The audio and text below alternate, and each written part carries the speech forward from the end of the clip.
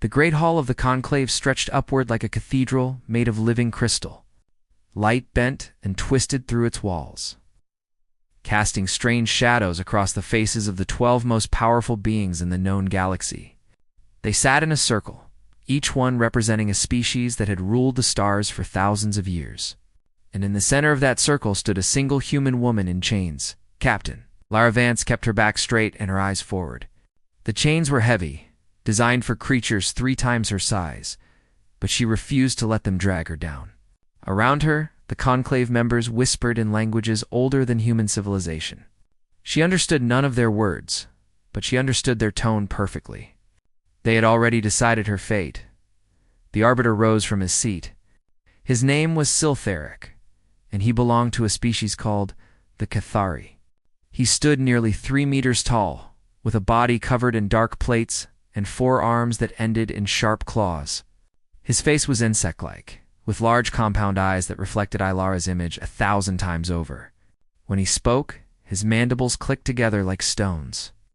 "Humanity has been judged," Siltheric announced. His voice filled the chamber without effort. "You have violated the Accord of Silent Borders. You have placed your colony on a world within the Forbidden Reach. This crime cannot be forgiven." Ilara finally spoke. Her voice was calm and clear. "We did not know the world was forbidden. Our maps showed nothing. We found an empty planet and we settled it. That is all."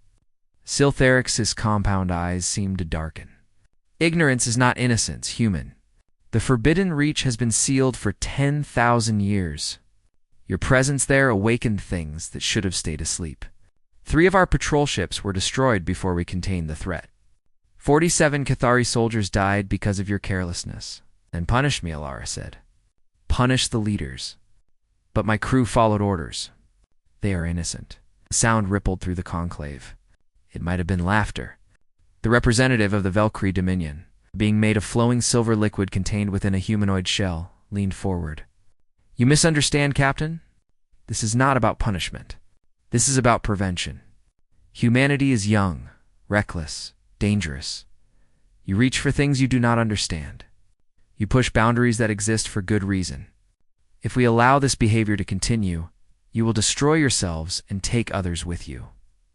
"So what is your solution?" Ilara asked. "Execution." "Nothing so crude," Siltheric replied. He raised one of his clawed hands, and a holographic image appeared in the air. It showed a small spherical vessel, no larger than a shuttle, perfectly smooth and silver. "This is a void cradle. It was designed by the architects, a species that vanished long before any of us achieved space travel. The cradles were meant as a mercy. They carry their passengers into the void between galaxies, where no signal can escape and no rescue can come. The journey is peaceful. The end is quiet. You simply drift until you are no more." Ilara stared at the image. She understood now. They were not going to kill her quickly. They were going to let the universe do it slowly. "My entire crew?" she asked. "All 312 of you," Siltheric confirmed. "The cradles will launch within the hour. You will be scattered across the void. In 6 months, your life support will fail. In a year, your bodies will be dust. In 1,000 years, there will be nothing left of humanity but a warning to other young species." The weight of his words settled over Ilara like a physical force. 312 people, engineers, scientists, families, children, all of them, condemned to die alone in the dark because they had landed on the wrong planet. She thought of Tobias Wren, her chief engineer, who could fix anything with nothing but wire and hope. She thought of Dr. Yuki Tanaka, who had spent 20 years studying alien life and had finally gotten her chance to see it up close. She thought of Marcus Cole, the security chief who had promised to keep everyone safe no matter what. She had failed them all, but even as despair threatened to swallow her, something else stirred in Ilara's chest. It was small at first, just a spark, but it grew with every breath. The Conclave had ruled the galaxy for millennia. They had seen countless species rise and fall. They thought they understood the universe. They had never dealt with humans before. "You have nothing to say?" Siltheric asked. There was something in his voice that might have been curiosity. Most condemned prisoners begged or raged. This human did neither. Lair lifted her chin and met his compound eyes. I have one thing to say. Speak. We will see each other again. Silence fell over the chamber. The conclave members exchanged glances. The Valkyrie representative's silver form rippled with what might have been amusement. Siltharak's mandibles clicked slowly. The void is infinite, human. No species has ever returned from a cradle. Your words are empty. Maybe Alara said, but we are humanity. Empty words are how we start, and then we fill them with meaning. Siltharak stared at her for a long moment. Then he gestured to the guards. Take her away. The chains pulled tight as Alara was led from the chamber. She walked with her head high, even as the crystal doors closed behind her forever. 1 hour later, she stood inside her void cradle. The interior was small and bare. A single seat. A tiny console. A window that showed nothing but stars. The door sealed with a soft hiss. And then, the universe began to move. Alara watched through the window as the conclave station grew smaller. She saw other cradles launching one by one, silver spheres carrying her crew into the endless dark. 312 points of light, scattering like seeds thrown to the wind. The last thing she saw before the station disappeared was the great crystal hall where the conclave sat in judgment. Then it was gone, and there was only the void. Alara sat in her chair and closed her eyes. The conclave thought they had buried humanity. They thought they had removed a threat before it could grow. They thought that the silence of the void would be the final word. They were wrong, Alara. Opened her eyes and looked at the small console before her. It was basic, simple, designed to do nothing but keep her alive long enough to die slowly. But it was still technology. And humans had been taking apart technology since they first discovered fire. She reached for the console and began to work in the void. 312 coffins drifted toward oblivion. The galaxy forgot about them. The conclave moved on to other matters.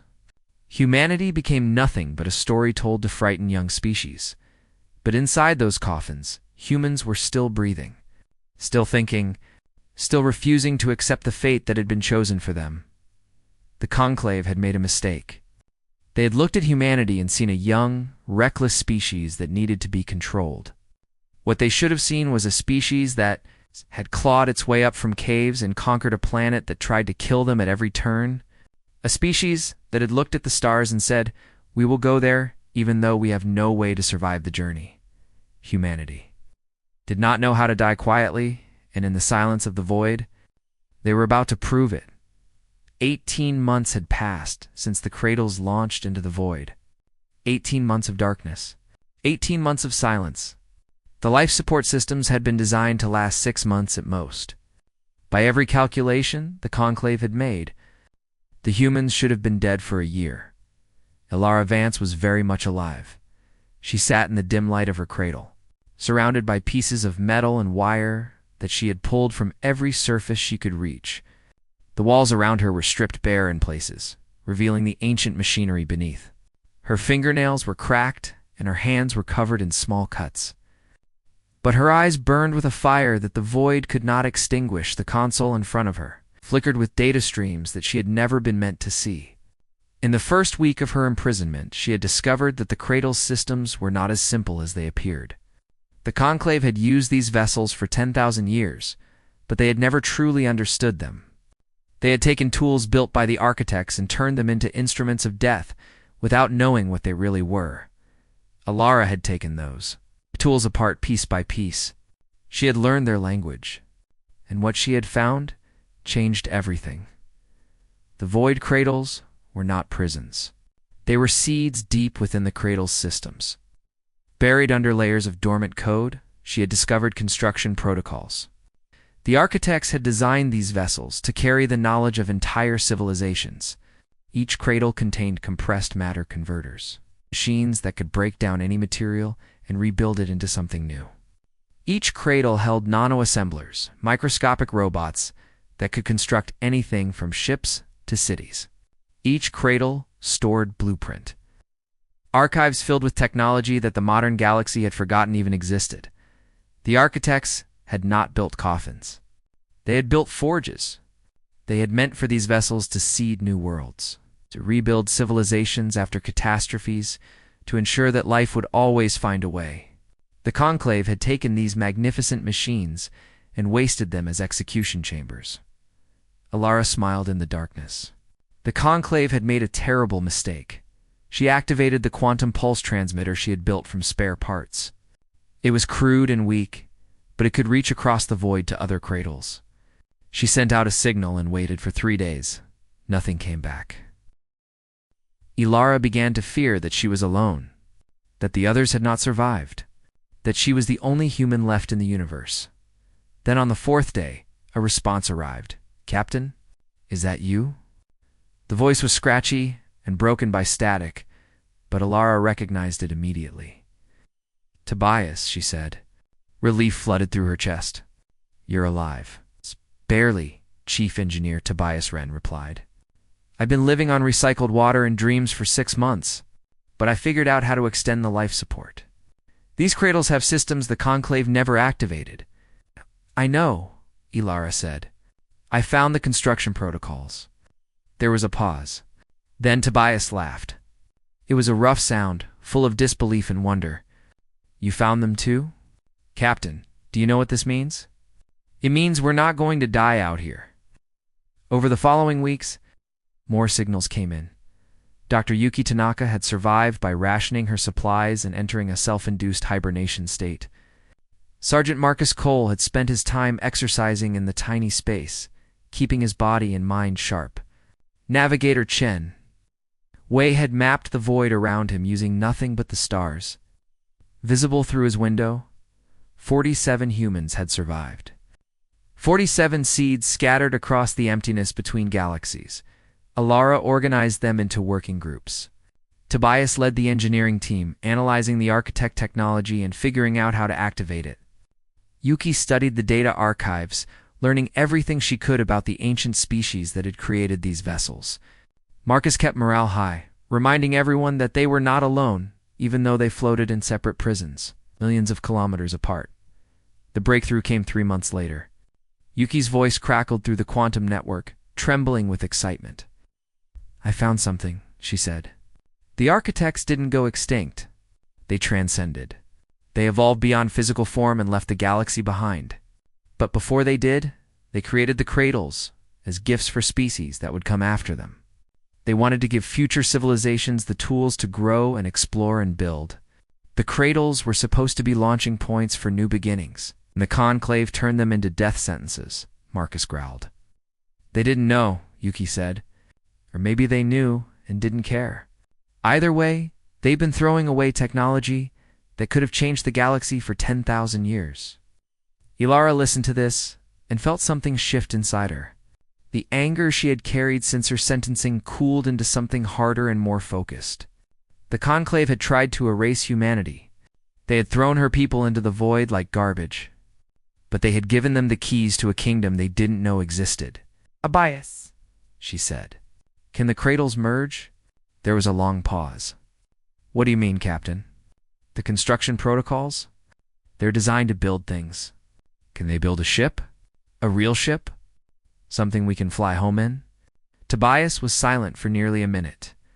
When he spoke again, his voice was filled with wonder. "The cradles can link together. Their systems can combine. Their nano-assemblers can bridge the gaps between vessels and create new structures. Captain, if we bring all 47 cradles together, we could build something incredible." "Then that's what we're going to do." The work began immediately. Each cradle had small maneuvering thrusters, meant only to stabilize the vessel during its final drift. The humans had to reprogram these thrusters, push them beyond their limits, and plot courses through the void that would bring them all together. It took 14 months. 14 months of careful calculations and tiny course corrections. 14 months of hoping that the ancient systems would hold. 14 months of watching the stars slowly shift as they crawled toward each other through the emptiness. When the first 2 cradles finally met, it was Marcus and Chen who witnessed it. The nano-assemblers activated automatically, swarming between the two vessels like silver clouds. Metal flowed like water. Systems merged. Two prisons became one small station. One by one, the others arrived. The cradles connected and combined, growing larger with each addition.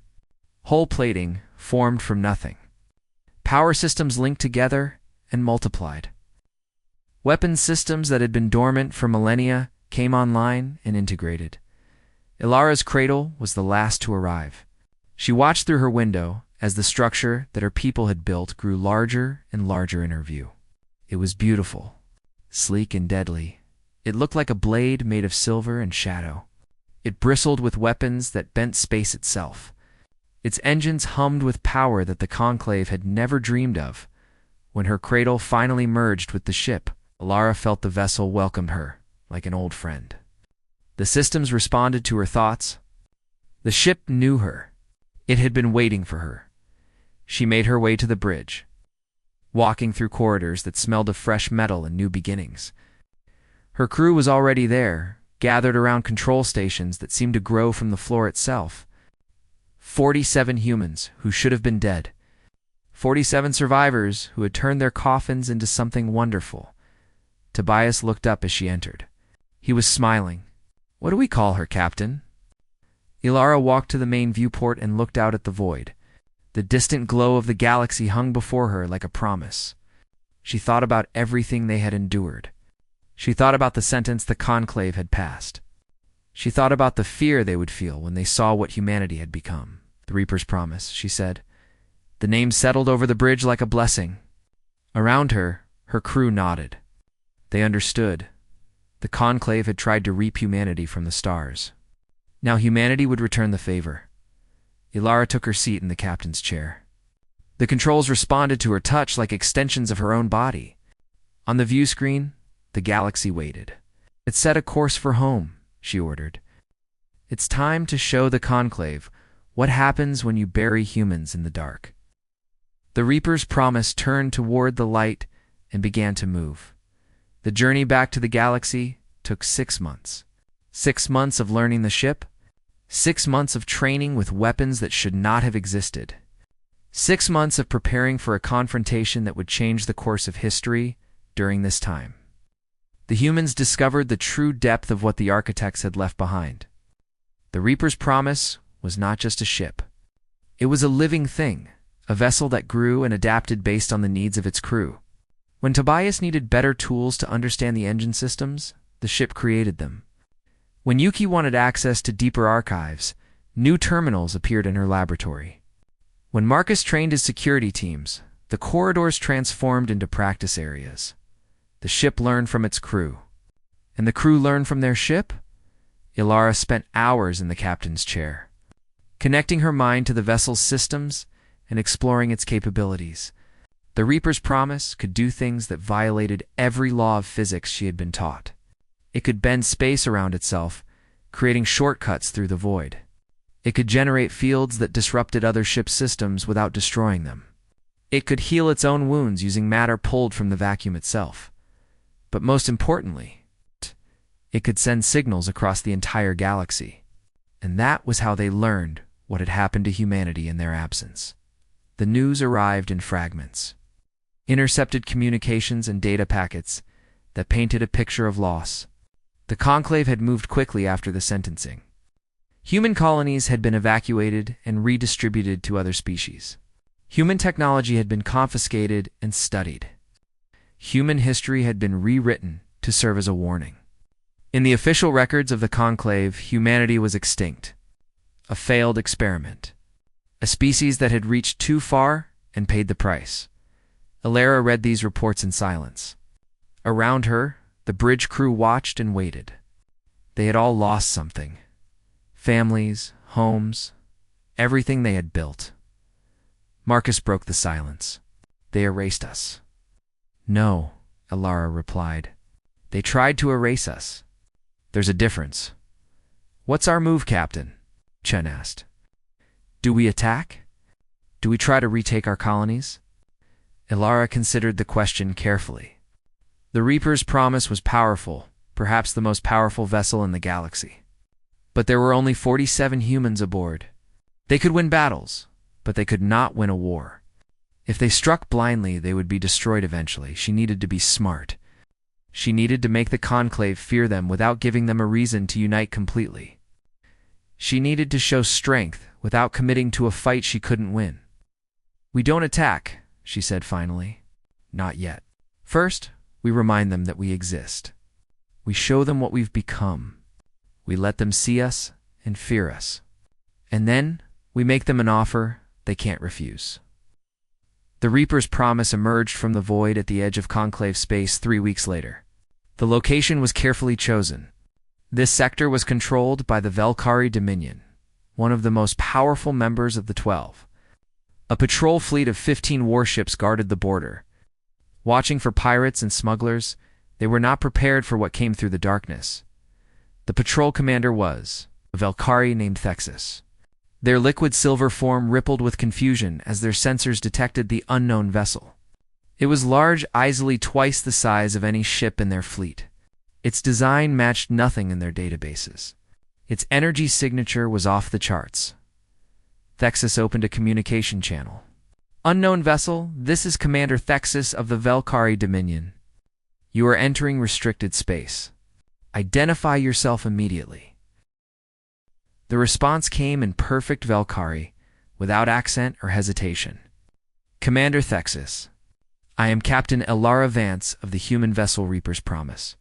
I believe your conclave sentenced my species to death 4.5 years ago. As you can see, we did not accept that sentence." Silence filled the Velkhari bridge. Every member of the crew turned to look at their commander.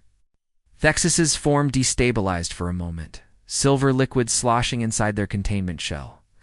"That is impossible," Thexus said. "Humanity is extinct. The void cradles never return." "And yet here I am," Elara replied. "I suggest you update your records." Thexus made a decision. This had to be some kind of trick, some alien vessel using a dead species name to cause confusion. They ordered their fleet to intercept. 15 warships moved into attack formation, weapons charging. The Velkhari were confident. They had fought countless battles and won nearly all of them. One ship, no matter how large or strange, could not stand against their combined firepower. Elara watched them approach on her view screen. She felt the Reaper's Promise humming beneath her, eager to show what it could do, but she held back. Destroying the Velkhari fleet would be easy. It would also be a mistake. Dead enemies could not spread fear. Dead enemies could not carry messages. "Activate the disruption field," she ordered. 20% power. "Disable them. Don't destroy them." The Reaper's Promise responded instantly. A wave of energy pulsed outward from the ship, invisible but unstoppable. It passed through the Velkhari fleet like a ghost through walls. On every Velkhari ship, systems died. Engines went silent. Weapons went dark. Life support flickered but held, running on emergency backup power that the disruption field had been calibrated to spare. 15 warships became 15 helpless shells, drifting in the void.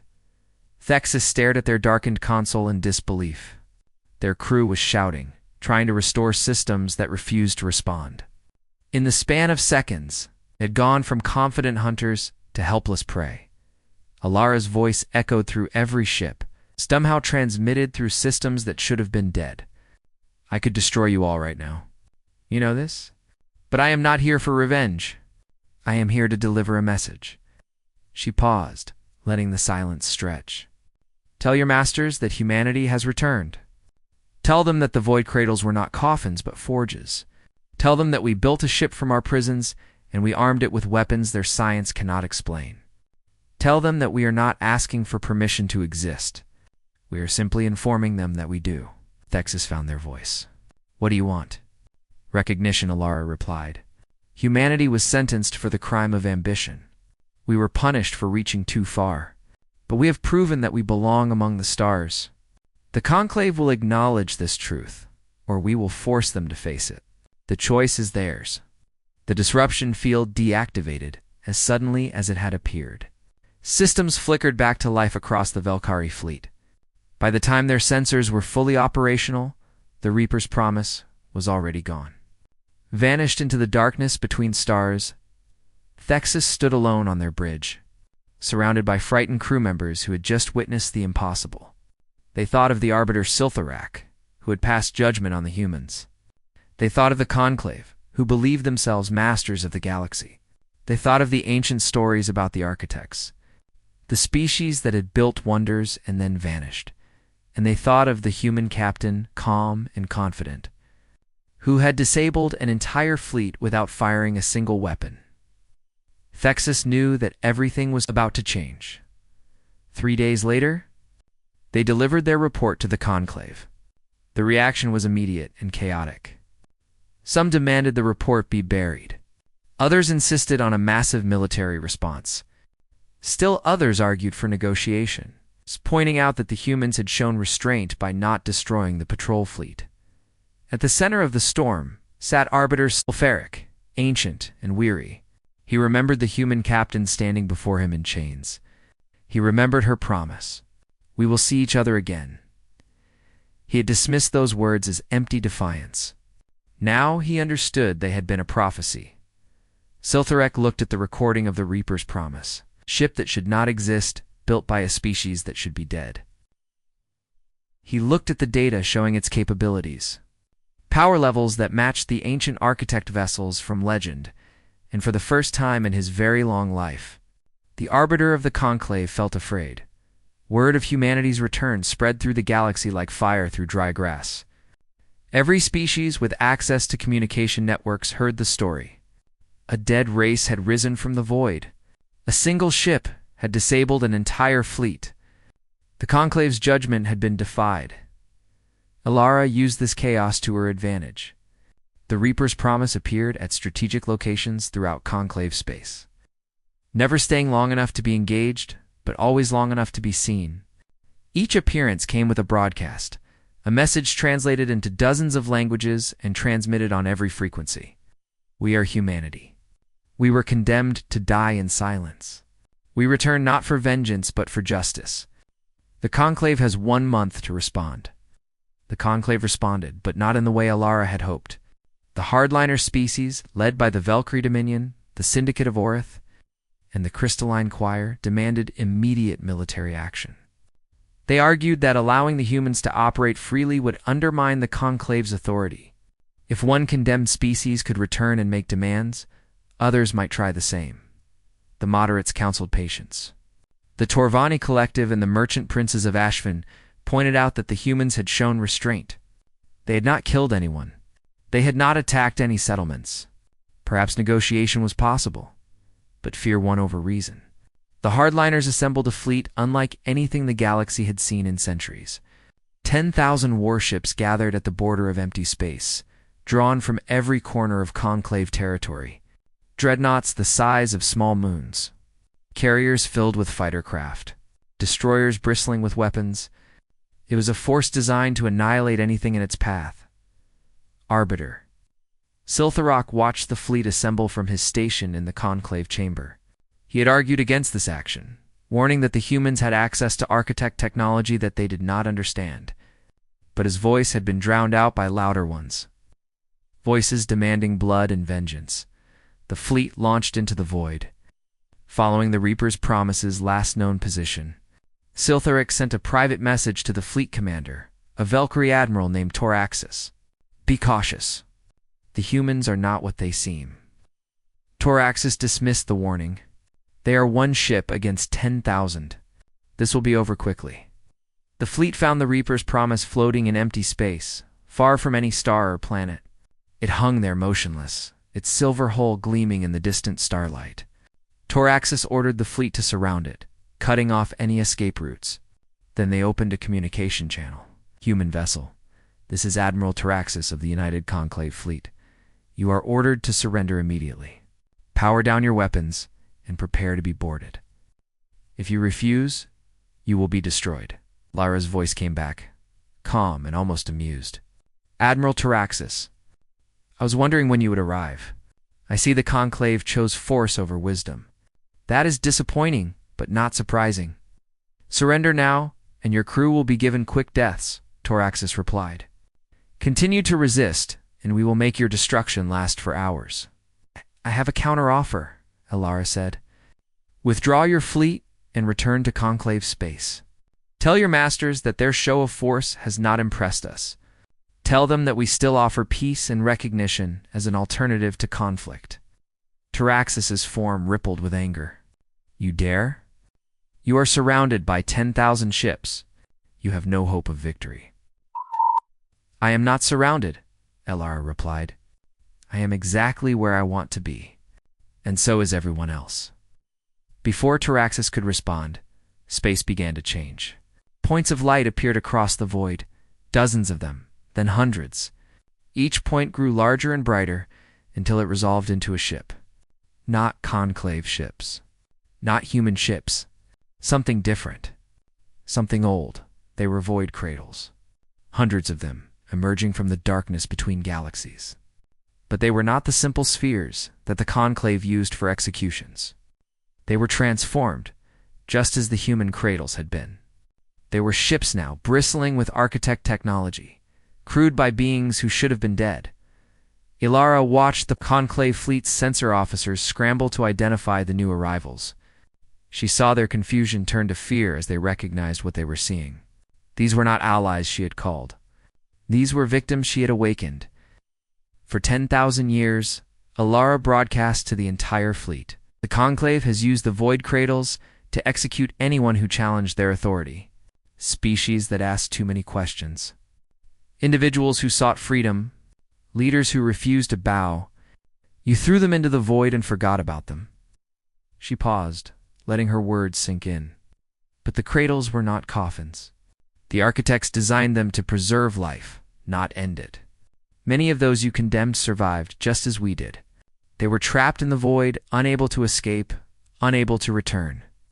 Until now, a new voice joined the communication channel.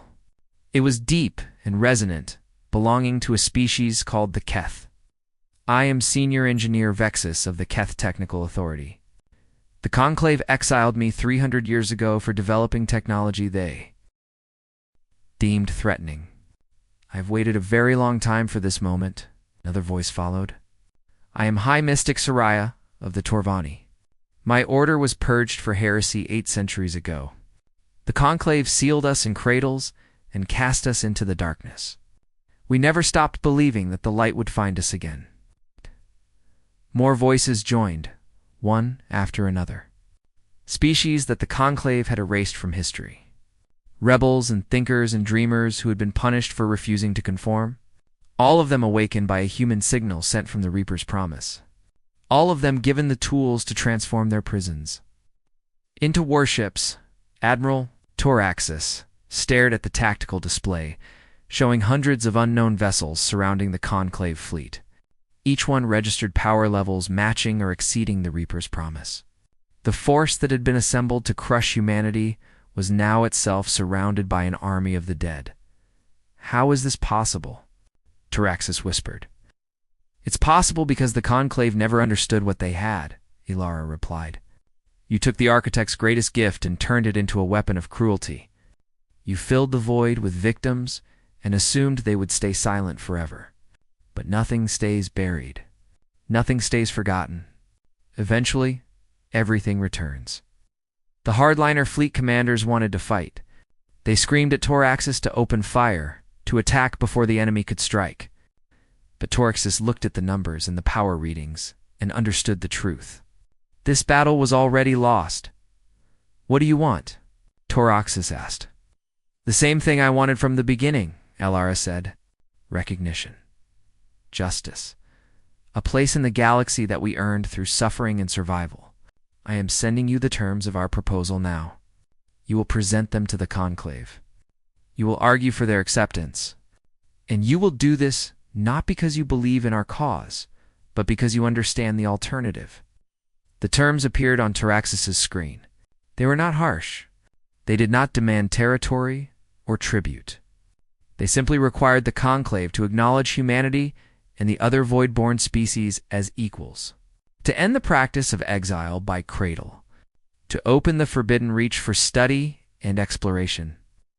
And if the Conclave refuses, Taraxis asked, Then the conclave will learn what it means to face an enemy they created, Ilara replied. Every exile you ever condemned is watching this moment. Every species you tried to erase is waiting to see what happens next. Choose wisely. Taraxis looked at the fleet of the dead. Then the admiral ordered a withdrawal. 10,000 warships turned and fled back toward conclave space. The greatest military force in galactic history retreated without firing a single shot. And in the void they left behind, hundreds of ships that should not have existed watched them go. Ilara sat back in her captain's chair and allowed herself a small smile. The first battle was won. The real fight was just beginning. The conclave chamber had never been so divided. The great hall of crystal echoed with shouts and accusations as the 12 species argued over humanity's ultimatum. 3 weeks had passed since the United Fleet's retreat. 3 weeks of chaos and recrimination. The hardliners insisted on war. They pointed to their vast resources, their countless soldiers, their industrial capacity. Given time, they could build a fleet large enough to overwhelm the Voidborn Alliance through sheer numbers. Yes, millions would die. Yes, entire sectors might burn. But the conclave's authority had to be maintained. The moderates demanded peace. They argued that the humans had offered reasonable terms. Recognition and equality cost nothing. Continuing the war would drain resources and destabilize the entire galaxy. The wise course was to accept reality and move forward, and then there were those who had begun to question everything. The youngest members of the conclave, representatives who had grown up believing that the void cradles were tools of righteous justice, now faced a different truth. Their ancestors had not been executing criminals. They had been creating enemies. At the center of this storm stood Arbiter Siltharek. He was older than any other being in the chamber, old enough to remember when the conclave had first discovered the cradles. He remembered the debates about their purpose. He remembered the decision to use them as prisons. He remembered telling himself that it was mercy. A slow death in the void was better than public execution. He had been wrong. He understood that now. And he would have to live with that knowledge for whatever remained of his life. Enough, Siltharic said. His voice cut through the noise like a blade. The chamber fell silent. We have debated for 3 weeks and resolved nothing. The time for words has passed. The humans have given us a choice. We will make that choice today. He activated the chamber's holographic display. An image of the Reaper's promise appeared, along with the fleet of void-born vessels that now orbited just beyond conclave space. More ships had arrived since the confrontation. Exiles from every corner of the galaxy, awakened by the signal that the humans had sent. The fleet now numbered over 1,000 vessels. Cannot defeat them, Siltharic continued. Our own analysis confirms this. The architect technology they possess is centuries beyond anything we can produce. If we fight, we will lose. If we lose, we will be destroyed. This is not opinion. This is fact. The Velkari representative tried to speak, but Siltharek silenced them with a look. I know that some of you would rather die than admit defeat, he said. I understand the appeal of that position. Pride is easier to maintain than humility. But I am too old for pride. I have seen too many species rise and fall. Too many civilizations crumble because their leaders could not adapt to changing circumstances. I will not let the conclave become another cautionary tale. He turned to face the full assembly. His compound eyes reflected the image of the Voidborn fleet. The humans have asked for recognition and equality. They have asked us to stop using the cradles as execution chambers. They have asked us to open the forbidden reach for exploration. These are not unreasonable demands. They are not humiliating terms of surrender. They are the foundation for a new relationship between our species and theirs. And what guarantee do we have that they will honor their word?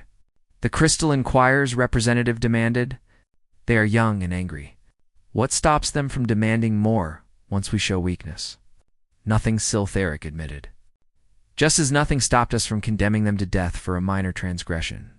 Trust must be built, not demanded.